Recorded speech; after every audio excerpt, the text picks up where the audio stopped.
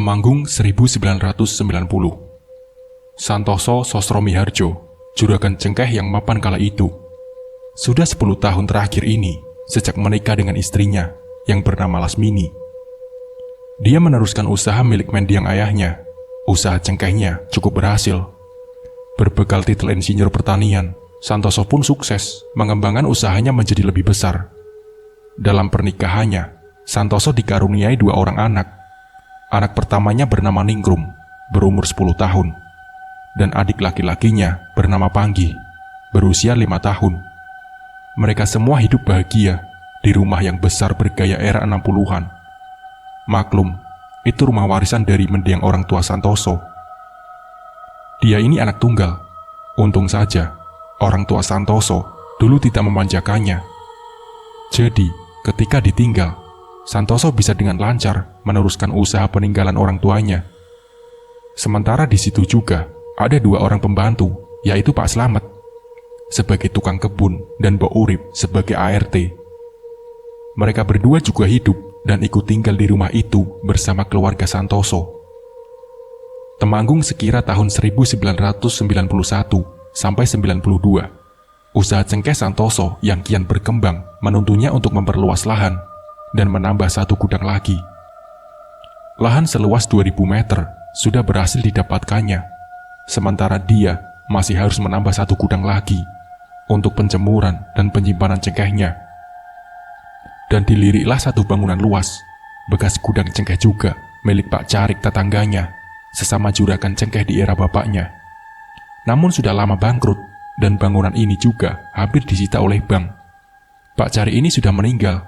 Kini, bangunan itu diwariskan kepada Bowo anaknya, beserta hutang-hutangnya. Bowo juga tidak meneruskan usaha cengkeh milik ayahnya. Kini bekas gudang itu terlihat terbengkalai, dan sudah menjadi jaminan hutang untuk biaya berobat Pak Carik dulu ketika sakit. Menurut kesaksian Pak Slamet yang juga mengenalnya, Bowo ini selalu mengajukan perpanjangan kepada pihak bank, agar nantinya gudang itu tak disita. Dia hanya menunggu 1 sawah peninggalan orang tuanya terjual untuk melunasi hutang itu. Kenapa Bowo tidak merelakan gudang itu saja? Karena di sini Santoso juga ingin membelinya dengan harga yang wajar. Tapi ternyata setelah ditemui Santoso, Bowo memperlihatkan surat wasiat dari mendiang ayahnya, yang mana salah satu isinya adalah tidak memperbolehkan gudang itu terjual.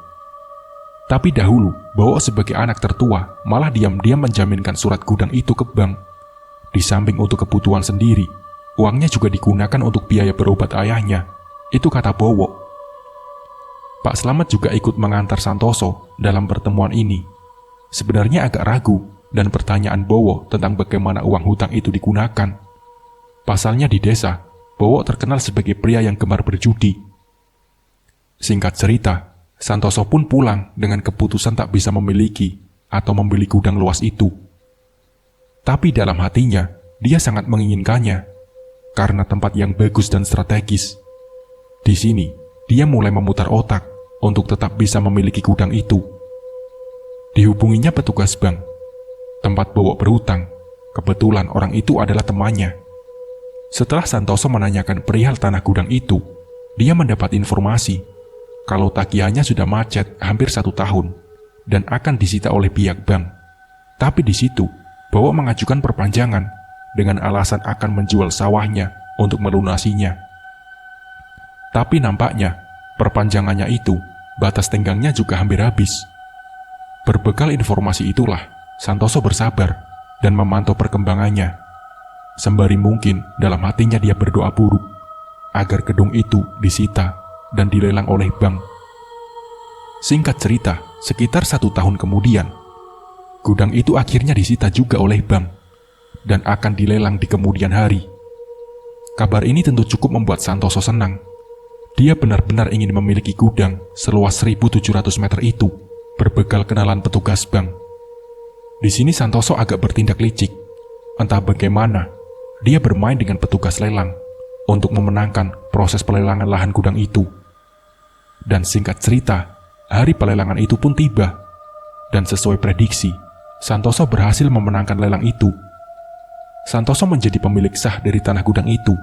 Tapi sekira beberapa bulan kemudian, setelah gudang itu digunakan oleh Santoso, mulai terjadi kejadian yang aneh. Yang lebih tepatnya dialami oleh semua orang yang menghuni rumah Santoso, termasuk Pak Slamet dan Mbak Urip. Pertama dialami oleh Pak Slamet dan Mbak Urip. Malam itu, sekira pukul 1 malam, mereka berdua sama-sama mendengar suara langkah kaki Bagja yang berjalan mengelilingi rumah.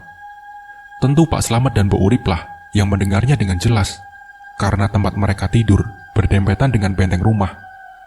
Tepatnya di bagian paling belakang. Agak mustahil bila suara ini terdengar dari rumah utama. Karena jarak benteng dan rumah agak jauh, Mbak Urip dan Pak Slamet yang tidurnya merasa terganggu memutuskan untuk keluar dan memeriksanya. Suara Bagja itu masih ada, yang kini berjalan menuju dekat tempat mereka berdiri. Dan akhirnya, sosok yang berjalan itu mulai terlihat. Wujudnya seperti orang biasa, namun rambutnya panjang, sepertinya seorang wanita. Sosok itu sekarang berhenti, mungkin karena melihat mereka berdua yang sedang mengamati. Namun dia tidak pergi. Pak Slamet segera mengambil kelewang untuk berjaga-jaga. Mbak Urip mengira itu adalah orang gila. Siapa kamu? Lagi apa di situ? Kata Mbak Urip. Tapi sosok itu hanya tidak menjawab. Terlihat tangannya saja yang sepertinya tengah menabur-naburkan sesuatu, sementara kepalanya menunduk. Untuk gambaran benteng dari rumah Santoso ini, tingginya hanya seukuran ketiak orang dewasa. Jadi sosok itu terlihat separuh badan. Pak Slamet menghampiri sambil mengacungkan kelewang untuk menakut-nakuti bermaksud mengusir orang itu. Sementara Mbak Urip ikut berjalan di belakangnya. "Us, pergi kamu," kata Pak Slamet. Tapi orang itu tidak pergi. Kini terlihat tangannya yang menabur-naburkan sesuatu ke atasnya. Pak Slamet dan Mbak Urip mendekati dan menanyainya lagi. "Oi, pergi kamu orang gila," kata Pak Slamet. Mendengar itu, orang itu pun menoleh. Dan di sini, Pak Slamet dan Mbak Urip terkejut karena sosok itu tidak berwajah, sambil terus menabur-naburkan sesuatu di atasnya. Pak Slamet dan Mbak Urip pun berlari tunggang langgang menuju huniannya setelah melihat itu. Pak Slamet dan Mbak Urip meringkuk di balik pintu pavilium huniannya di belakang rumah. Di sini mereka sama-sama tak yakin. Mbak Urip yang punya pengalaman melihat hantu berujar untuk ukuran demit itu terlalu nyata. Sementara menurut pengakuan Pak Slamet, sosok itu rambutnya terkibas-kibas tertiup angin. Entahlah itu apa. Keesokan harinya, Mbak Urip yang menyapu di luar benteng melihat cacaran tanah basah. Dia menyapu dan ternyata cacaran tanah itu hampir mengelilingi rumah Santoso. Lantas Mbak Urip segera membicarakannya dengan Pak Slamet. "Jangan-jangan tanah kuburan ya, Met?" ujar Mbak Urip. Pak Slamet yang mulai mempunyai firasat buruk ingin menceritakannya kepada juragannya. Tapi rasanya percuma, karena Santoso ini orang berpendidikan, tak mungkin peduli dengan hal seperti itu. Meskipun Pak Slamet ini orang kepercayaannya dan umurnya hampir sebaya, dia tetap memutuskan untuk tidak menceritakan semua ini kepada Santoso juragannya. Tepat malam harinya, terjadi hal aneh kepada salah satu pegawai di gudang cengkeh baru milik Santoso. Sebut saja namanya Agus. Tiba-tiba saja malamnya, Agus sowan ke rumah juragannya Santoso. Dia mengundurkan diri dan meminta sisa gajinya. Santoso mencoba bertanya apakah dia ada masalah dengan teman sejawatnya. Tapi nampaknya Agus tidak mau mengatakan apa-apa. Dia hanya ingin mengundurkan diri dan meminta sisa gajinya. Tapi di sini ada yang agak aneh. Menurut Pak Slamet, Agus terlihat pucat dan tidak mau memandang wajah Santoso. Matanya selalu melihat ke bawah. Akhirnya, Santoso pun memberikan sisa gajinya dan mempersilahkan Agus untuk mengundurkan diri dari pekerjaannya. Padahal di sini, posisi Agus sudah cukup enak. Dia sudah jadi mandor. Santoso yang ingin tahu apa yang terjadi pun menyuruh Pak Slamet untuk menyelidiki masalah ini. Singkat cerita, selang hari Pak Slamet menanyai semua pegawai di gudang itu, dan hasilnya tidak pernah ada masalah dengan Agus. Bahkan Mbak Lela, bagian keuangan juga sempat dipanggil oleh Santoso, dan tidak ada juga masalah keuangan. Santoso pun pasrah dan melupakan itu semua. Hari pun berlalu, tapi di sini Pak Slamet masih penasaran. dan mempunyai firasat lain tentang keluarganya Agus. Dan akhirnya, dengan dalih silaturahmi, Pak Slamet pun mendatangi kediaman Agus. Setelah berbahasa basi di tempat Agus, Pak Slamet langsung bertanya dengan pelan-pelan kepada Agus. "Sebenarnya itu ada apa toh Gus? Cerita dong sama saya, kok kayaknya ada yang tidak beres," kata Pak Slamet kepada Agus. Mendengar pertanyaan itu, Agus terdiam sejenak dan menjawab, "Tapi jangan ngomong-ngomong ke Pak Santo ya mas," jawab Agus. Akhirnya, Agus pun bercerita. Ketika Agus menyortir cengkeh, waktu itu sore hari, semua pegawai sudah beranjak pulang. Di situ, tinggal Agus sendiri. Biasa memang, Agus selalu pulang paling akhir. Tapi ketika dia menyortir cengkeh, tercium bau bangkai yang sangat bau. Agus tentunya khawatir. Takut kalau ada tikus mati di antara gunungan cengkeh. Agus pun mulai mencari sumber bau itu. Lama sekali dia mencari, karena gudang itu memang cukup luas. Dan akhirnya, dia menemukan sumber bau itu, tepatnya di antara tumpukan karung cengkeh. "Wah, aku harus lapor juragan ini," ujar Agus. Takutnya ada bangkai di antara tumpukan itu. Tapi ketika dia membalikkan badannya, tiba-tiba saja dia dikagetkan oleh suara. Suaranya seperti orang yang memanggil. Gus, Agus." Agus pun sontak menoleh ke arah tumpukan karung itu. Dan Agus pun terpaku melihat sosok yang memanggilnya. Sosok itu, kata Agus, seperti anjing, namun besarnya seukuran sapi. Dan sosok itu berbicara dengan bahasa manusia. Di tengah Agus yang masih mematung, sosok itu berkata, "Pergi dari sini, daripada saya makan," ucap sosok itu. Dan ternyata, kejadian itulah yang membuat Agus yang sudah hampir 5 tahun ikut Juragan Santoso memutuskan untuk mengundurkan diri. Melihat raut wajah Agus, Pak Slamet berasumsi sepertinya Agus ini memang benar-benar mengalaminya. Pak Slamet pun pulang kembali dan masih menyimpan dalam-dalam cerita dari Agus. Sampai di hunianya, Mbok Urip yang tahu kalau Slamet habis pergi ke tempat Agus langsung bertanya, "Gimana Agus, Met? Pasti ada apa-apa toh?" Pak Slamet pun menceritakannya.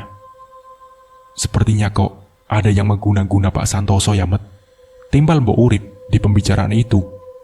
Karena ternyata tepat sehari setelah Mbok Urip dan Pak Slamet melihat sosok tak berwajah itu, Ningrum anak Santoso sakit, terhitung hampir 1 bulan, dan agak aneh. Karena cacarnya sampai lidah, Pak Slamet juga baru tahu saat itu kalau Ningrum sakitnya separah itu. Pikirnya hanya masuk angin biasa. Singkat cerita, hari pun berlalu. Ningrum belum sembuh dari sakitnya.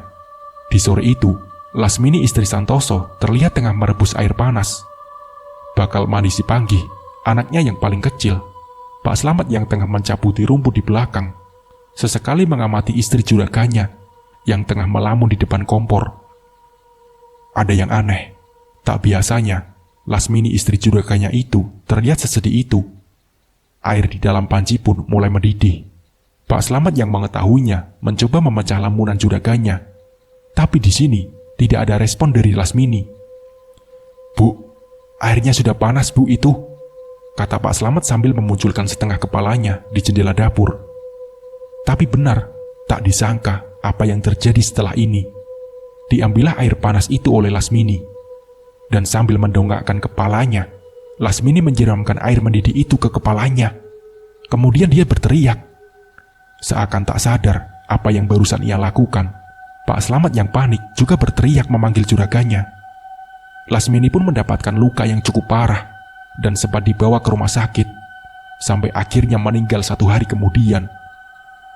Tapi di sini, Slamet tak bercerita tentang apa yang sebenarnya dilihatnya sore itu. Sehingga saat itu, kematian Lasmini masih dianggap sebagai kecelakaan oleh Santoso. Tapi tidak bagi Pak Slamet. Baginya, kematian Lasmini sangat tidak beres. Karena dia menyaksikan dengan mata kepalanya sendiri, Lasmini, istri juragannya, menyiramkan air mendidih ke kepalanya sendiri. Kematian Lasmini tentu membawa duka yang cukup mendalam bagi keluarga Santoso, tak terkecuali Pak Slamet dan Mbok Urip. Pasalnya, meski hanya pesuruh, Lasmini selalu memperlakukan mereka seperti keluarga sendiri, seperti makan bersama, membelikannya pakaian, dan lain-lain. Masih dalam masa berkabung setelah kepergian Lasmini, Ningrum anak sulung Santoso belum juga sembuh. Bahkan menurut kesaksian Mbok Urip kepada Pak Slamet, cacar air Ningrum semakin parah, menjalar sampai lubang telinga, lubang hidung, dan lidah. Keadaannya memprihatinkan. Sudah hampir 2 bulan ini, Ningrum hanya terbaring di tempat tidurnya. Bahkan ketika ibunya meninggal dunia, dia tidak sempat melihat jasadnya untuk terakhir kalinya. Sementara itu, ada hal janggal yang sebenarnya sempat terabaikan, yaitu nasi yang cepat membusuk. Itu terjadi kepada keluarga ini. Mbok Urip sebagai pramusaji sempat dimarahi oleh juraganya perihal nasi busuk ini. Tapi mau bagaimana lagi?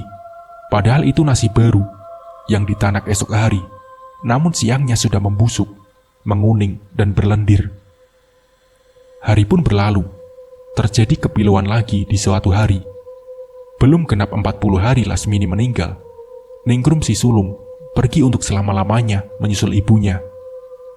Kejadiannya esok hari.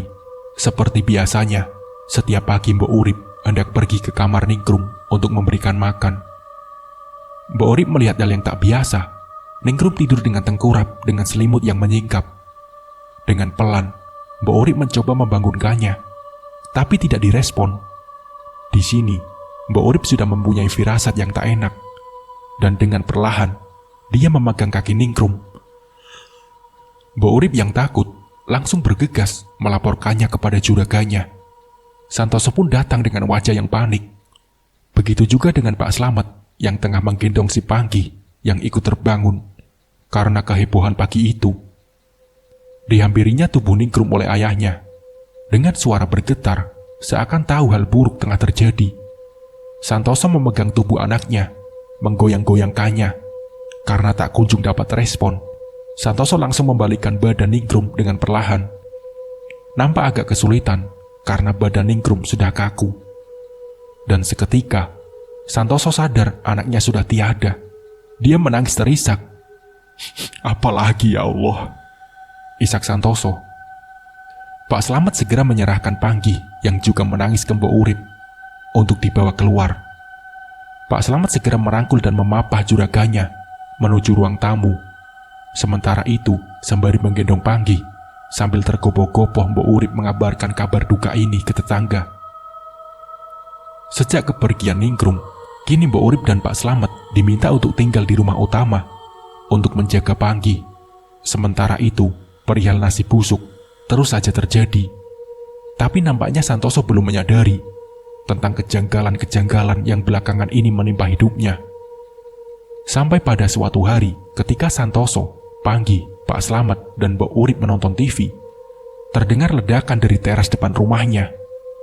Santoso yang pertama kali keluar untuk memeriksanya seketika terkejut dan memanggil Pak Slamet.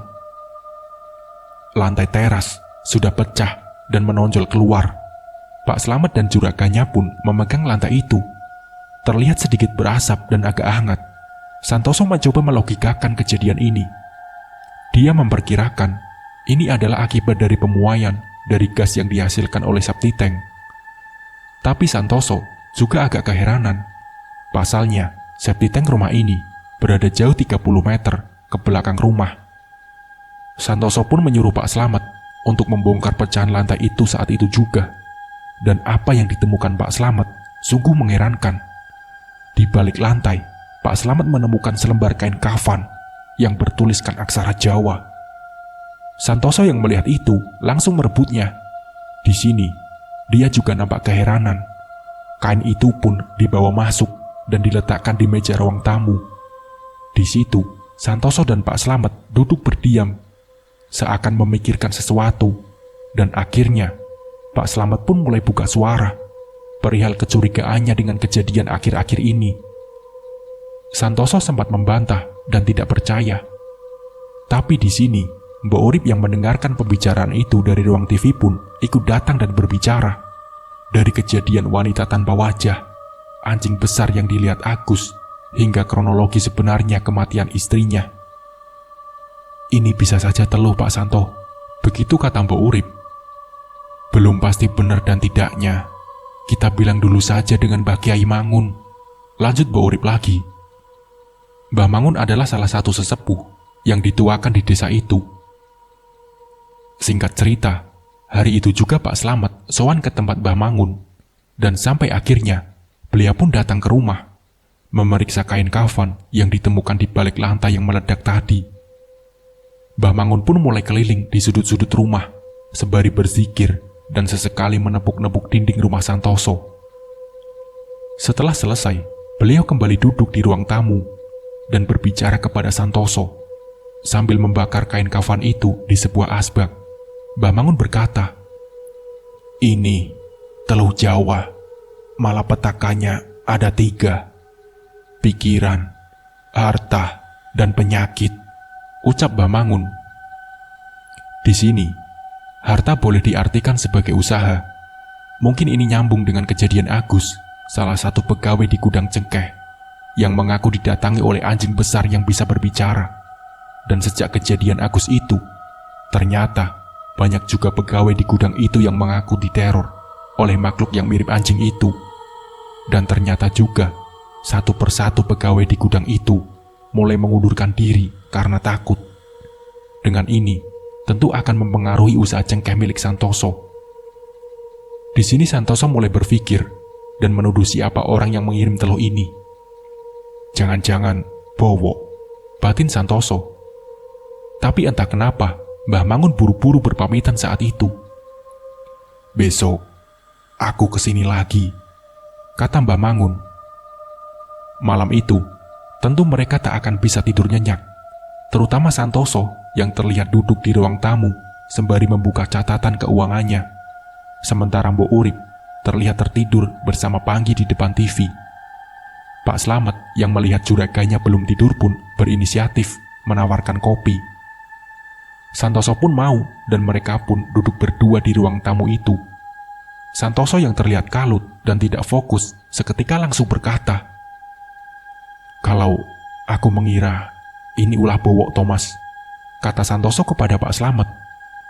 Pak Slamet pun hanya menjawab, "Bisa saja mas, tapi kita harus mikir gimana caranya membentengi rumah ini," kata Pak Slamet. Dan sampai akhirnya percakapan itu berakhir dan mereka beranjak untuk tidur.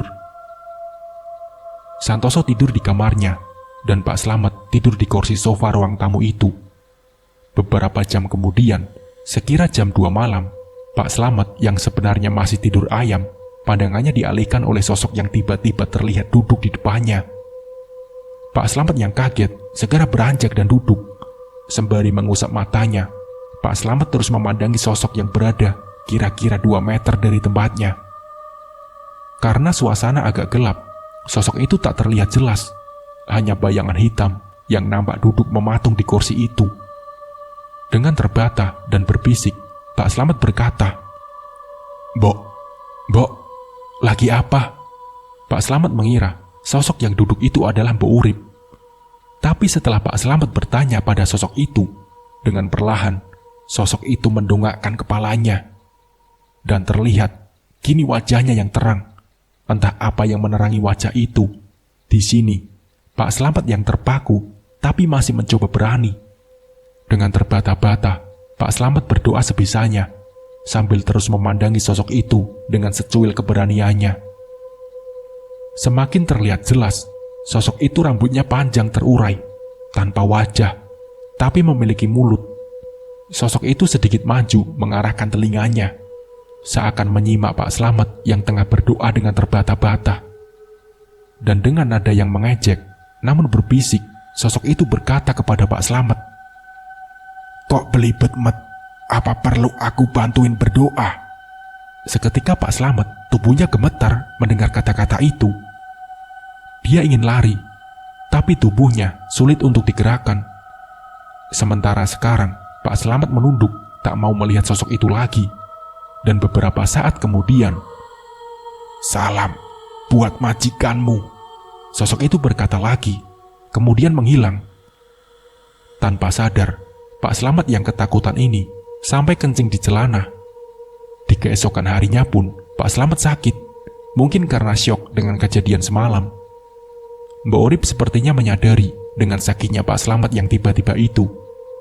Hingga akhirnya, Pak Slamet pun bercerita kepada Mbak Urip tentang apa yang dialaminya semalam. Di sini, mereka semakin yakin kalau ini benar-benar teluh. Tapi mereka memutuskan untuk tidak bercerita dulu kepada juraganya, takut menambah pikirannya. Pak Slamet sakit kurang lebih selama 3 hari, kemudian berangsur sembuh. Beberapa hari kemudian ada kejadian lagi. Entah ini berhubungan juga dengan teluh itu atau tidak. Yang jelas, ini adalah musibah yang cukup membuat Santoso terpuruk. Gudang yang ia beli dari pelelang itu kini terbakar habis dalam semalam. Entah apa penyebabnya. Yang jelas, malam itu rumah Santoso diketuk oleh beberapa warga yang mengabarkan kalau gudangnya kebakaran. Setelah kejadian itu, dengan terpaksa, Santoso menutup salah satu gudangnya dan meliburkan beberapa karyawannya. Nampaknya, kenaasan masih saja menimpa keluarga Santoso, karena sekitar seminggu kemudian setelah kebakaran, Panggi anak satu-satunya kini masuk rumah sakit. Hidung serta mulutnya pendarahan dan sulit berhenti. Setelah diperiksa dan pendarahannya berhasil dihentikan, dokter tidak berhasil menemukan apa penyebabnya. Karena Santoso khawatir, Panggi pun tetap dirawat inap di rumah sakit selama 2 hari dengan ditunggui oleh Mbok Urip. Dan di sini, Mbok Urip mengalami kejadian seram. Kejadiannya di malam kedua, ketika Mbok Urip menunggu Panggi di rumah sakit. Malam itu entah jam berapa, Mbok Urip yang duduk ketiduran di ranjang Panggi dengan kepala yang merebah ke tangannya yang menyilang. Dalam tidurnya yang sebenarnya kurang nyaman itu, tiba-tiba Mbok Urip merasa yang ada membelai-belai kepalanya. Karena dikira Panggi, Mbok Urip seketika membangunkan dirinya. Dan dengan setengah kantuk dia berkata, "Ada apa, Mas?" tanya Mbok Urip kepada Panggi. Tapi di sini Mbok Urip heran, karena Panggi terlihat tertidur nyenyak dengan posisi miring membelakanginya. Dan setelah itu, terdengar suara dengan nada berbisik tepat di telinga Mbok Urip. Tidak ada apa-apa. Dia yang kaget langsung menoleh, tapi tidak ada siapa-siapa. Suasana ruangan itu nampak sepi, karena kebetulan Panggi dirawat di ruangan VVIP. Ruangannya juga terang. Mbok Urip menoleh ke seluruh ruangan, namun matanya terhenti di sebuah lemari kecil yang sepertinya pintunya perlahan membuka sendiri. Mbok Urip yang penasaran terus mengamati. Sementara tiba-tiba muncul suara, "Aku di sini, aku di sini." Suara itu muncul dari lemari kecil yang pintunya semakin lebar terbuka. Dan dengan berani, Mbok Urip menjawab perkataan itu. "Siapa kamu? Pergi dari sini," jawab Mbok Urip. Lemari itu semakin terbuka lebar, dan menurut Mbok Urip, di situ muncul kepala tanpa wajah, namun memiliki mulut, persis seperti yang dikatakan Slamet tempo hari. Perlahan, kepala itu keluar dan menunjukkan seluruh tubuhnya. Besar sekali, kata Mbok Urip. Tingginya hampir menyentuh langit-langit. Sepertinya ini sosok wanita. Jemarinya panjang, begitu juga kukunya, menggeliat seperti menari. Dan beberapa saat kemudian, dengan lantang, sosok itu berkata, "Aku sambar nyawa, aku mau jenguk," kata sosok itu. Melihat Panggi yang terbaring, Mbok Urip mencoba untuk tidak gentar dan berkata, "Tidak perlu, tidak perlu, pergi kamu dari sini," ucap Mbok Urip sambil memegang pispot logam di tangannya. Tapi sosok itu malah tertawa-tawa. Mbok Urip yang sudah kacau balau, pikirannya pun melemparkan pispot ke arah sosok itu sambil berkata, "Allahu Akbar," dan sosok itu pun menghilang. Mbok Urip pun menangis meringkuk di lantai. Di sini, sebenarnya Mbok Urip merasa sangat ketakutan. Ternyata, gangguan itu belum selesai.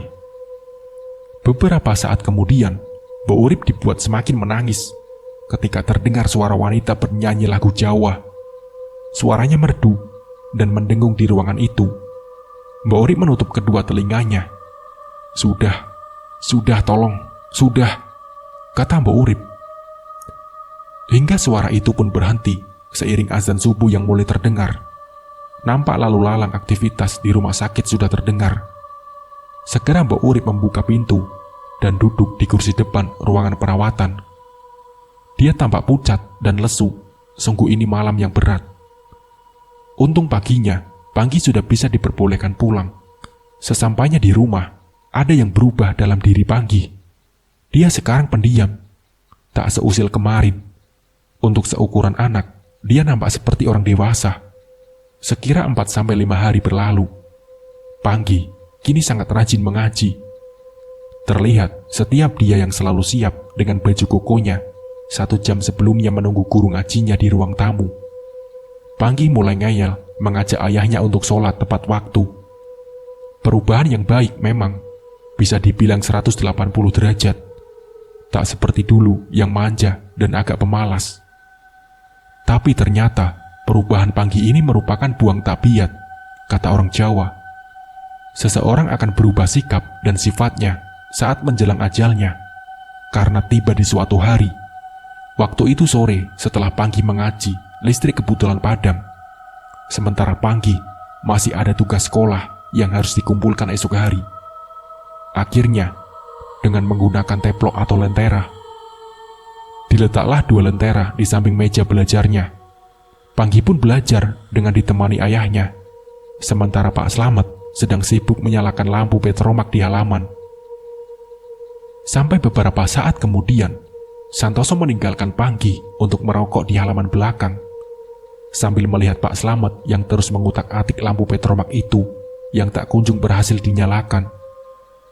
Dan tiba-tiba terdengar suara ledakan dengan diiringi suara teriakan Panggi.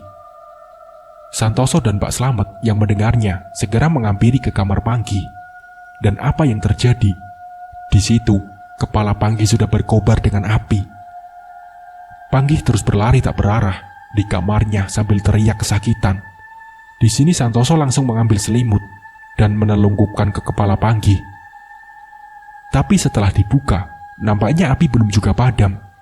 Dan dari belakang, Mbok Urip memeluk Panggi dengan handuk basah. Api pun padam, tapi nampaknya Panggi sudah terluka cukup parah dan segera dilarikan ke rumah sakit. Tapi 2 hari kemudian, Panggi meninggal dunia menyusul kakaknya Ningrum dan ibunya Lasmini setelah sempat kesulitan bernafas karena paru-parunya telah dipenuhi dengan asap, kata dokter. Kejadian itu sangat cepat. Bagaimana caranya lentera yang ada di samping mejanya itu pecah dan mengenai kepala Panggi? Itu pun masih menjadi misteri. Kejadian itu pun semakin meyakinkan Santoso tentang teluh yang kejam ini. Lantas bagaimana kabar Mbah Mangun yang dulu ingin datang lagi ke rumah? Nah, ternyata sejak kejadian sore itu, Mbah Mangun sempat sakit. Menurut cerita Pak Slamet, Mbah Mangun sempat bertarung dengan sosok jin wanita tanpa wajah itu. Kita sebut saja Sambernyowo. Tapi di sini, Mbah Mangun menganggap teluh ini terlalu kuat kalau harus dihadapinya seorang diri. Karena inilah, Mbah Mangun tidak menepati janjinya untuk datang di kemudian hari. Kembali ke cerita, masa berkabung kepergian Panggi masih hangat. Belum sampai 7 hari, di sini Santoso nampak gusar dan marah. Dia sama sekali tidak berkonsentrasi dalam membaca tahlil untuk anaknya. Sampai akhirnya, Santoso terlihat agak berlari menuju belakang rumah. Mbok Urip yang berpapasan di dapur segera memberitahukan itu kepada Pak Slamet. Terlihat Santoso sedang mengobrak-abrik ruang perkakas dan mengambil sabit, kemudian berlari lewat samping rumahnya. Pak Slamet mengejar sambil memberitahukan itu kepada warga yang masih berada di rumah selepas tadi acara tahlil. Tolong, Mas Toso ngamuk, Mas. Begitu kata Pak Slamet. Warga kini berhamburan mengejar Santoso yang ternyata pergi ke rumah Bowo. Untung di situ ada pagar pembatas. Di depan pagar, Santoso berkata, "Keluar kamu anjing. Sudah cukup ya sekarang. Kalau berani hadapi aku langsung, ayo saling bunuh," bentak Santoso. Warga sama sekali tidak berani mendekat, karena Santoso ini memang sosok yang sangat dihormati di desa itu. Hanya Pak Slamet yang berani mendatanginya perlahan. "Sabar Mas, sabar," nyebut kata Pak Slamet. "Tidak bisa, ini tidak bisa dibiarkan," ucap Pak Santoso. Tapi untungnya Mbah Mangun datang, merangkul dan menenangkan Santoso. Sambil merebut sabitnya, dengan perlahan Mbah Mangun berkata, "Sudah, yang sabar. Kita tidak bisa membuktikannya. Bisa-bisa nanti kamu di penjara," ucap Mbah Mangun.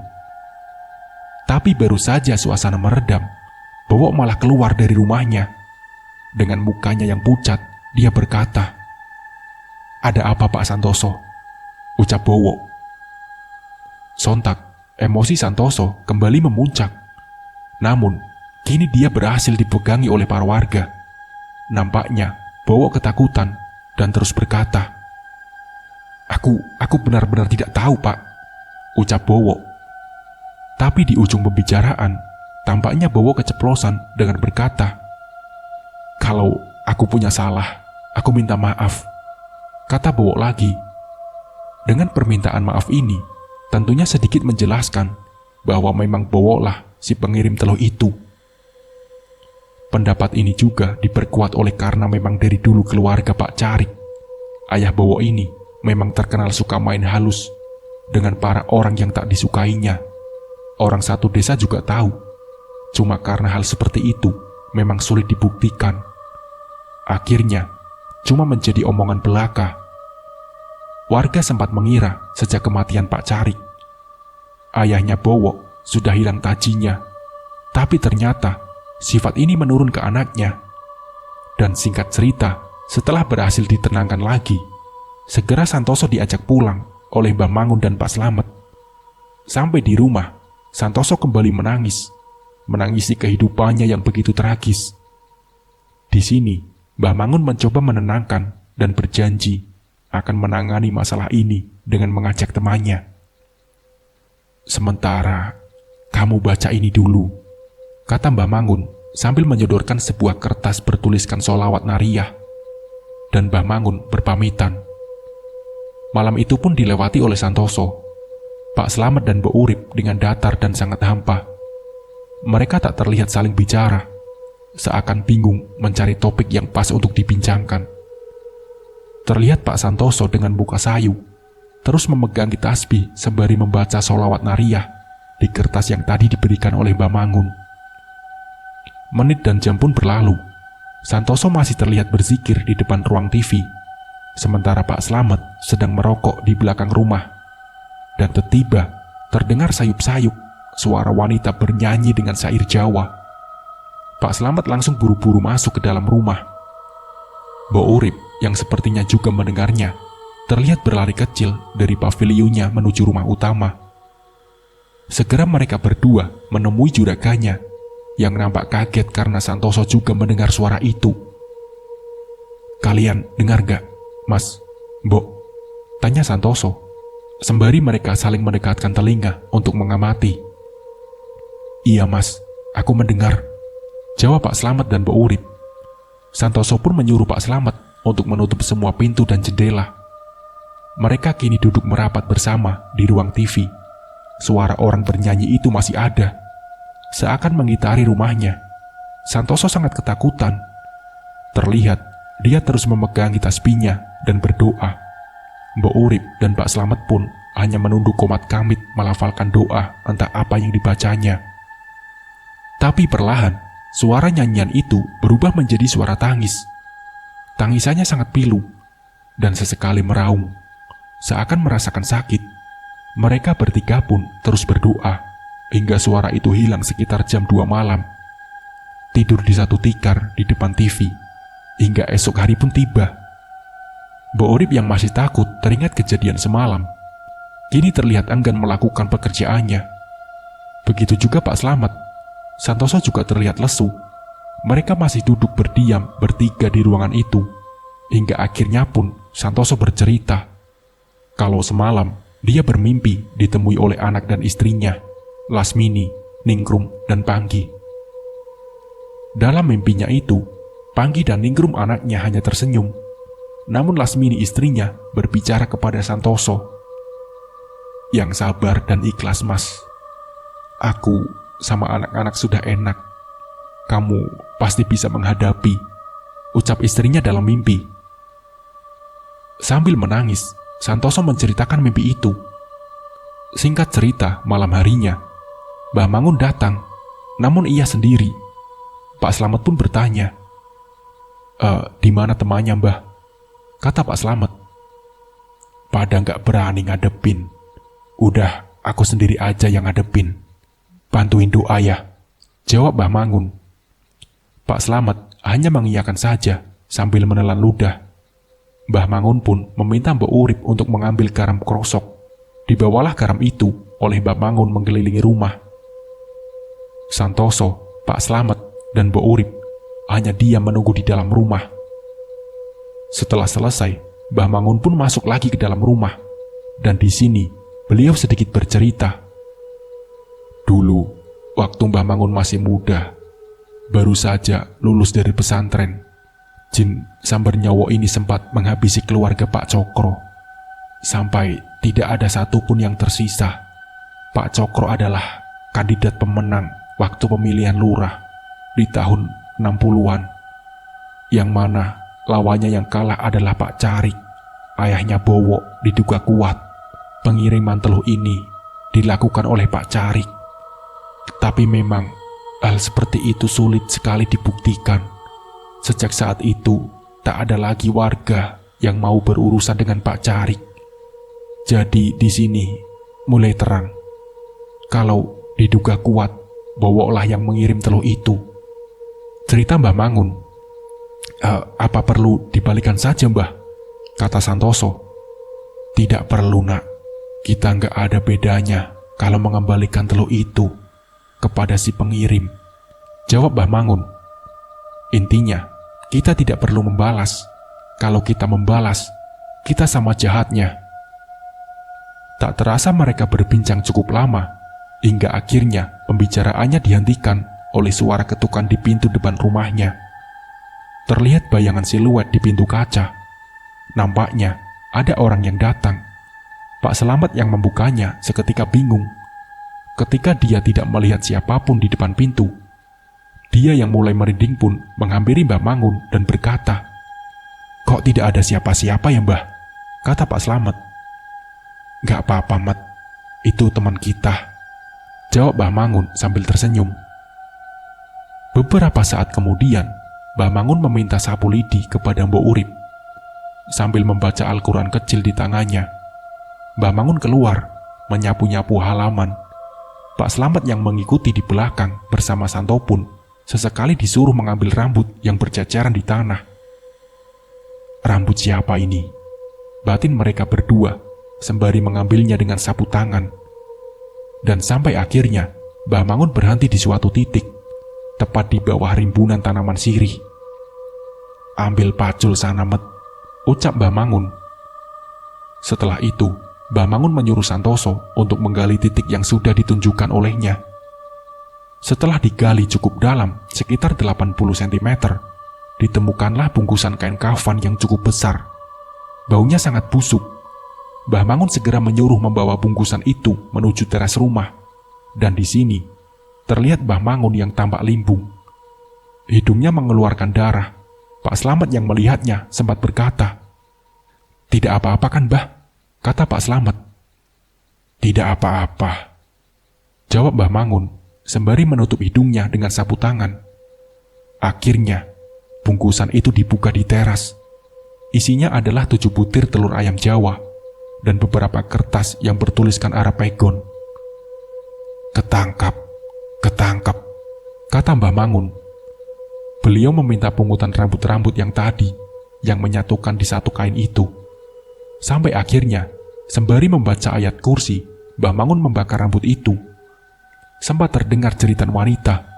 Suaranya terdengar seperti dari kejauhan ketika rambut itu dibakar. Kemudian, kertas-kertas bertuliskan Arapegon itu juga dibakar. Dan setelah itu, giliran telur itu dibuka. Setelah dibuka, isi telur itu hitam pekat. dan mengeluarkan bau busuk. Mbah Mangun pun membuka telur itu satu persatu, sembari terus membaca ayat kursi. Sampai semua telur itu habis, dan setelah itu Mbah Mangun membakar semuanya. Santoso di sini nampak keheranan dengan semua hal ini. Bagaimana semua ini bisa terjadi? Akhirnya, prosesi pembersihan itu pun berakhir. Mbah Mangun kembali masuk ke dalam rumah bersama Santoso. Mbah Mangun kembali masuk ke dalam rumah bersama Santoso dan Mbok Urip tentunya. "Insya Allah, ini sudah bersih," kata Mbah Mangun. Mereka pun kembali berbincang bersama di ruangan tamu itu, dengan topik yang agak menggembirakan tentunya. Apakah telur itu berhasil dihentikan? Nampaknya masih tersisa, karena tengah malam setelah Mbah Mangun berpamitan pulang, terjadi lagi serangan telur itu. Tiba saja, gelas bekas minum mereka yang ada di meja meledak, dan seiring dengan itu, tubuh Santoso terpelanting kira-kira 3 meter. Santoso nampak meringkuk di sudut ruangan, menunduk dan memuntahkan darah hitam. Pak Slamet segera menghampiri dan memapahnya menuju kamar, sementara Mbok Urip segera berlari menuju rumah Mbah Mangun.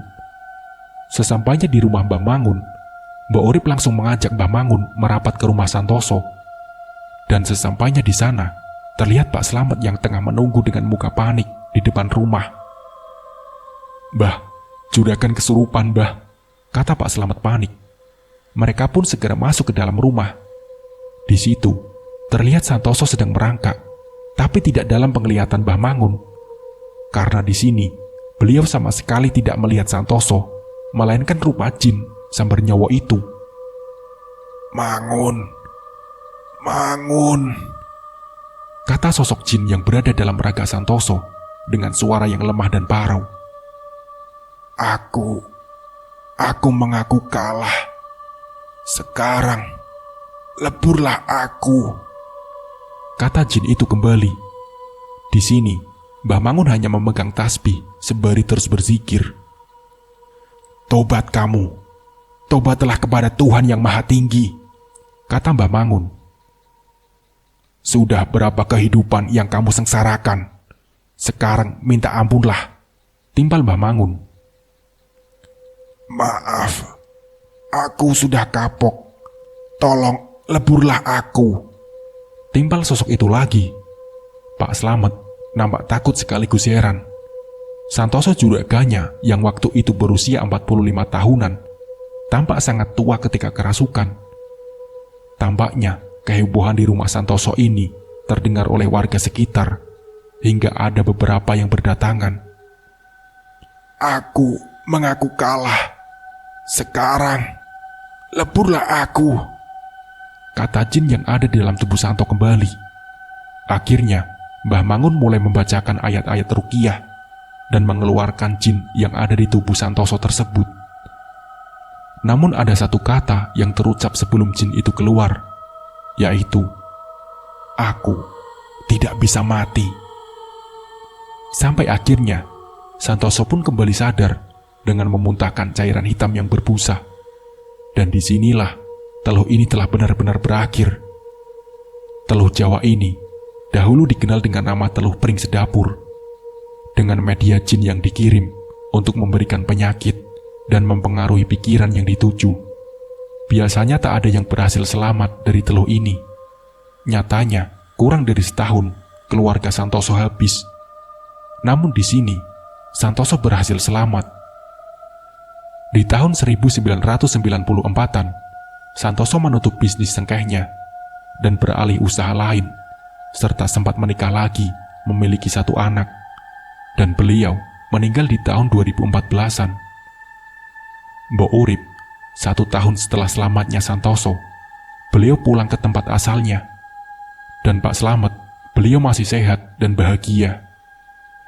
Nah, seperti itulah kisahnya. Semoga dari kisah ini kita bisa mengambil hikmah dan pembelajarannya. Mungkin cukup sekian dari saya. Wassalamualaikum warahmatullahi wabarakatuh.